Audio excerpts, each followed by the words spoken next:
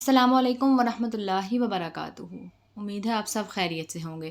آج ہم بات کریں گے قرآن پڑھتے وقت کی جانے والی چند غلطیوں کے حوالے سے۔ قرآن پاک وہ واحد کتاب ہے جس کے ایک حرف کی تلاوت پر 10 نیکیاں ملتی ہیں۔ حضرت عبداللہ بن مسعود رضی اللہ تعالیٰ عنہ روایت کرتے ہیں، جس نے کتاب اللہ کا ایک حرف پڑھا، اس کے لیے اس کے عوض ایک نیکی ہے اور ایک نیکی کا ثواب 10 گنا ہوتا ہے۔ میں نہیں کہتا علم ایک حرف ہے، بلکہ الف ایک حرف ہے، لام ایک حرف ہے اور میم ایک حرف ہے۔ تلاوت قرآن افضل ترین عبادات میں سے ہے۔ حضرت نعمان بن بشیر رضی اللہ تعالیٰ بیان کرتے ہیں کہ حضور نبی کریم صلی اللہ علیہ وآلہ وسلم نے فرمایا، میری امت کی سب سے افضل عبادت تلاوت قرآن ہے۔ یہ عظیم کتاب ہے جس کی تلاوت کی بے پناہ فضیلت ہے۔ رمضان المبارک کے بابرکت مہینے میں نازل ہوئی، اس لحاظ سے قرآن حکیم اور رمضان المبارک کا آپس میں بڑا گہرا تعلق ہے۔ رمضان کریم میں قرآن مجید کی تلاوت کرنے والا گویا اس تعلق کو مضبوط و مستحکم کرتا ہے۔ حضور نبی کریم صلی اللہ علیہ وآلہ وسلم کی متعدد احادیث مبارکہ میں اس بات کی دلیل ہے کہ آپ رمضان المبارک میں قرآن پاک کی تلاوت فرماتے اور جبرائیل امین کو سناتے۔ حضرت عبداللہ بن عباس سے مروی ہے کہ حضرت جبرائیل امین رمضان کی ہر رات میں آپ سے ملاقات کرتے اور آپ کے ساتھ قرآن کا دور کرتے۔ روز قیامت تلاوت قرآن کا اہتمام کرنے والوں اور اس کے معنی سمجھنے والوں کی شفاعت خود قرآن حکیم فرمائے گا۔ حضرت عبداللہ بن عمر رضی اللہ تعالی عنہ بیان کرتے ہیں کہ حضرت محمد صلی اللہ علیہ وآلہ وسلم نے فرمایا، قیامت کے دن روزہ اور قرآن دونوں بندے کے لیے شفاعت کریں گے۔ روزہ کہے گا، اے میرے اللہ، میں نے اس شخص کو دن کے وقت کھانے پینے اور دوسری نفسانی خواہشات سے روکے رکھا، پس تو اس شخص کے متعلق میری شفاعت قبول فرما۔ قرآن کہے گا، اے میرے رب، میں نے اس شخص کو رات کے وقت جگائے رکھا، پس اس کے متعلق میری شفاعت قبول فرما۔ آپ صلی اللہ علیہ وآلہ وسلم نے فرمایا، ان دونوں کی شفاعت قبول کی جائے گی۔ رمضان المبارک کا مہینہ چل رہا ہے۔ رمضان میں قرآن مجید پڑھنے کا شوق ہمارے اندر بہت زیادہ ہو جاتا ہے۔ جیسے ہی رمضان کا مہینہ آتا ہے اور ہم لوگ یہ چاہتے ہیں کہ ہم زیادہ سے زیادہ قرآن پاک پڑھیں۔ روزے کے بعد جو سب سے اہم عبادت ہے رمضان کے مہینے کی، وہ ہے قرآن مجید کی تلاوت۔ لیکن قرآن مجید کی تلاوت کرتے ہوئے کچھ باتوں کا خیال رکھنا بہت ضروری ہے۔ کہیں ایسا نہ ہو کہ ہم قرآن زیادہ پڑھنے کے چکر میں وہ غلطیاں کر بیٹھیں جس سے ہمیں ثواب تو بہت دور کی بات ہے، قرآن پڑھنے ہمارے لیے وبال بن جائے۔ جب ہم زیادہ سے زیادہ قرآن پڑھتے ہیں تو اس زیادہ کے چکر میں ہم قرآن مجید کو اچھے انداز میں نہیں پڑھ رہے ہوتے، ہم قرآن مجید کو جلدی جلدی پڑھ رہے ہوتے ہیں کہ پڑھتے ہوئے قرآن مجید کے الفاظ کٹ جاتے ہیں، تو پھر یہ طریقہ مناسب نہیں ہے۔ قرآن مجید آپ پڑھیں تو اس بات کا خیال رکھیں کہ قرآن مجید کے جو الفاظ ہیں وہ بالکل صاف نکل رہے ہوں، کیونکہ جلدی میں اگر زبر زیر کی بھی غلطی ہو جائے تو وہ آیت بگڑ جاتی ہے اور اس کا ترجمہ بالکل ہی بدل جاتا ہے۔ تو قرآن مجید پڑھنے میں اس بات کا خیال رکھیں۔ بعض لوگ بڑے فخر سے بتاتے ہیں، میں تو 10 منٹ میں پارہ پڑھ لیتا ہوں۔ ایسا ہرگز نہ کریں، کیونکہ اگر آپ کی ان غلطیوں کی وجہ سے قرآن کا ایک ترجمہ بدل جائے تو آپ بہت بڑے گناہ کے مرتکب ہو جائیں گے اور سزا بھی بڑی کڑی ہوگی۔ اس کا بہت زیادہ خیال رکھنا چاہیے، کیونکہ اللہ تعالیٰ قرآن مجید پڑھنے والے کی صفات دیکھتا ہے، اس کی مقدار ہرگز نہیں دیکھتا۔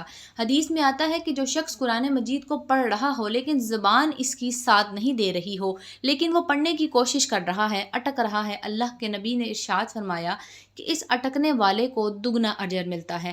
جیسا کہ ارشاد ہے، اور اے حبیب، قرآن کو وقوف، اعراب، تمام کیفیات، مفہوم و معنی کے ساتھ خوب ٹھہر ٹھہر کر پڑھا کریں، ہم عنقریب آپ پر ایک بھاری فرمان نازل کریں گے۔ قرآن مجید کو صاف آواز میں پڑھنا چاہیے۔ اکثر لوگ قرآن مجید پڑھتے تو ہیں لیکن ہونٹ نہیں ہلاتے کہ قرآن مجید کو آپ دل ہی دل میں پڑھ رہے ہوں، لیکن وہ قرآن مجید کی تلاوت نہیں کہلائے گی۔ اسی لیے آپ اگر قرآن مجید پڑھ رہے ہیں، چاہے آہستہ پڑھو، چاہے زور سے پڑھو، لفظوں کی ادائیگی آپ کی زبان سے ہونا ضروری ہے، جیسا کہ قرآن پاک میں ارشاد ہے، اور قرآن کو ہم نے جدا جدا کر کے اتارا تاکہ آپ اسے لوگوں پر ٹھہر ٹھہر کر پڑھیں، اور ہم نے اسے رفتہ رفتہ حالات اور مصالحہ کے مطابق تدریجاً اتارا ہے۔ بظاہر قرآن پاک کھلا ہوا ہے اور آپ کے نہ تو ہونٹ چل رہے ہیں نہ زبان چل رہی ہے، تو دیکھنے میں ایسا لگے گا کہ لفظوں کی مکمل ادائیگی نہیں ہو رہی۔ اکثر لوگ بالکل ہونٹ بند رکھتے ہیں، ان کے ہونٹ حرکت نہیں کر رہے، بس نظریں چل رہی ہیں کہ بس لائنوں پر نظریں چل رہی ہوتی ہیں۔ تو یہ قرآن مجید کو صرف دیکھنا ہے، یہ قرآن مجید کو پڑھنا نہیں ہے۔ یا اس میں بھی ہم کہہ سکتے ہیں کہ قرآن مجید دل میں پڑھا جا رہا ہے، لیکن قرآن مجید دیکھنے کا ثواب تو ملے گا، دل میں قرآن مجید پڑھنے کا ثواب مل سکتا ہے، لیکن قرآن پاک پڑھنے کا جو اصل ثواب ہے وہ آپ کو نہیں ملے گا۔ اسی لیے اگر آپ آہستہ آہستہ سے بھی قرآن پڑھ رہے ہیں تو زبان سے آپ کے لفظوں کی ادائیگی ہونا ضروری ہے۔ تو یہ غلطیاں ہیں جو قرآن مجید کی تلاوت کرتے وقت ہم کرتے ہیں، جو ہمیں بالکل بھی نہیں کرنی چاہیے۔ حضرت ابو ہریرہ بیان کرتے ہیں کہ حضرت محمد صلی اللہ علیہ وآلہ وسلم کے ساتھ حضرت جبرائیل سال میں ایک دفعہ قرآن کریم کا دورہ کیا کرتے تھے، لیکن جس سال آپ کا وصال مبارک ہوا اس سال 2 مرتبہ دورہ کیا۔ پہلے آپ ہر سال 10 روزہ اعتکاف فرمایا کرتے تھے، لیکن جس سال آپ کا وصال ہوا اس سال 20 روز اعتکاف فرمایا۔ اس حدیث کو امام بخاری، ابو داؤد اور نسائی نے روایت کیا ہے۔ حضرت عائشہ صدیقہ رضی اللہ تعالی عنہا فرماتی ہیں کہ حضرت فاطمہ الزہرا تشریف لائیں اور ان کا چلنا ہو بہو حضرت محمد صلی اللہ علیہ وآلہ وسلم کے چلنے کے جیسا تھا۔ آپ نے اپنی لخت جگر کو خوش ہو کر کہا، آپ اپنے دائیں یا بائیں جانب بٹھا لیا۔ پھر آپ سے چپکے سے ان سے کوئی بات کہی تو وہ رونے لگی۔ میں نے ان سے پوچھا کہ آپ کیوں رو رہی ہیں؟ پھر آپ نے ان سے کوئی بات چھپکے سے کہی تو وہ ہنس پڑی۔ پس میں نے کہا کہ آج کی طرح میں نے خوشی کو غم کے اتنے نزدیک کبھی نہیں دیکھا۔ میں نے حضرت فاطمہ الزہرا سے پوچھا، آپ سے حضرت محمد صلی اللہ علیہ وآلہ وسلم نے کیا فرمایا تھا؟ انہوں نے جواب دیا کہ میں رسول اللہ صلی اللہ علیہ وآلہ وسلم کے راز کو ظاہر نہیں کر سکتی۔ جب حضرت محمد کا وصال ہو گیا تو میں نے ان سے پوچھا اس بارے میں، تو انہوں نے جواب دیا۔ آپ صلی اللہ علیہ وآلہ وسلم نے مجھ سے یہ سرگوشی کی تھی کہ جب جبرائیل ہر سال میرے ساتھ قرآن مجید کا ایک بار دورہ کیا کرتے تھے، لیکن اس سال 2 مرتبہ دورہ کیا ہے۔